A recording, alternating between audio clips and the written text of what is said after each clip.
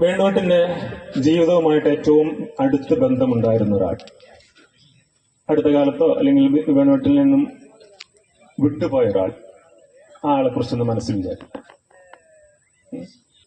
ഇവരെ കുറിച്ച് ഉള്ള ഓർമ്മകൾ ചേട്ടനൊന്ന് മനസ്സിൽ ഇങ്ങനെ കൊണ്ടുവരാം.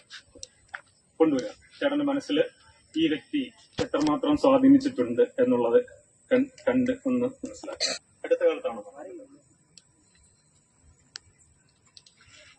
പ്രായമായിട്ട്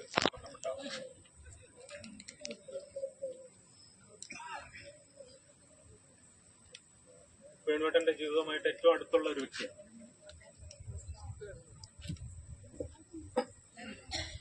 ഇദ്ദേഹവുമായിട്ട് ഇടപഴകിയിട്ടുള്ള ഒരു സിറ്റുവേഷൻ മനസ്സിലാക്കി. എന്താണ് അദ്ദേഹത്തിന്റെ ഒരു അടുത്ത ഓർമ്മ ചേട്ടനെ വല്ലാണ്ട് ഹോണ്ട് ചെയ്യുന്നുണ്ടോ? കാണണമെന്ന് തോന്നുന്ന ഒരു കലാകാരനാണ് അല്ലേ? ആ അദ്ദേഹത്തിന്റെ പേരിങ്ങനെ ഒന്ന് എഴുതി ഇങ്ങനെ കൊണ്ടുവരാം. മനസ്സിൽ ഇങ്ങനെ എടുത്തു വരിക.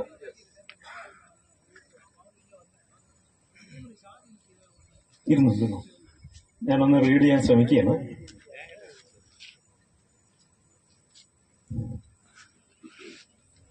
വേണുവേട്ടന് ഏറ്റവും അടുപ്പമുണ്ടായിരുന്ന ഒരു വ്യക്തി,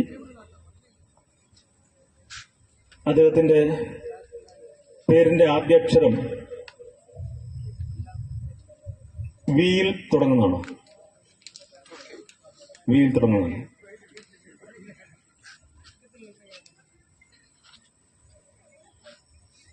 ഇപ്പം ഫീൽ ചെയ്യുന്നുണ്ട് അദ്ദേഹത്തിന്റെ ആ ഒരു വിട്ടുപോകൽ ഉണ്ട് അല്ലേ? ഒന്ന് കണ്ണടച്ചിരിക്കാം. ഒന്ന് ഒരു നിമിഷം ഒന്ന് കണ്ണടച്ചിരിക്കാം. ഇപ്പം വേണുവേട്ടൻ ഒരു മനോഹരമായ പൂന്തോട്ടത്തിലാണ് ഇരിക്കുന്നത്. ധാരാളം പൂക്കളുള്ള ഒരു പൂന്തോട്ടത്തിൽ വേണുവേട്ടൻ ഇങ്ങനെ ഇരിക്കുകയാണ്. അദ്ദേഹം ആ പൂക്കൾക്കിടയിൽ കൂടെ പതുക്കെ നടന്നു വരുന്നതായിട്ട് വേണുവേട്ടന് കാണാൻ കഴിയുന്നു.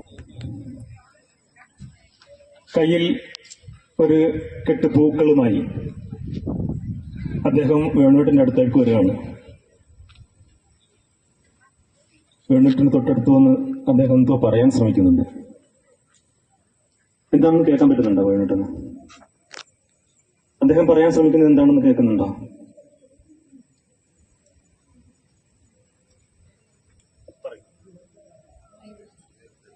ഇനി എപ്പോഴാണ് നാടകം?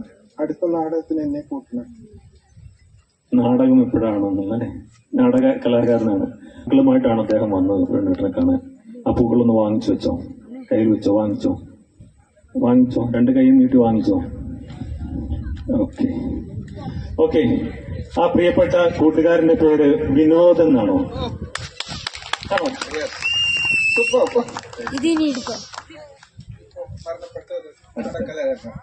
Vinod, very good.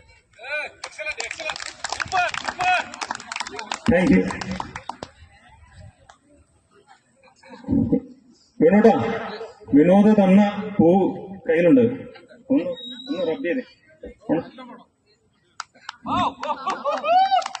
Thank you.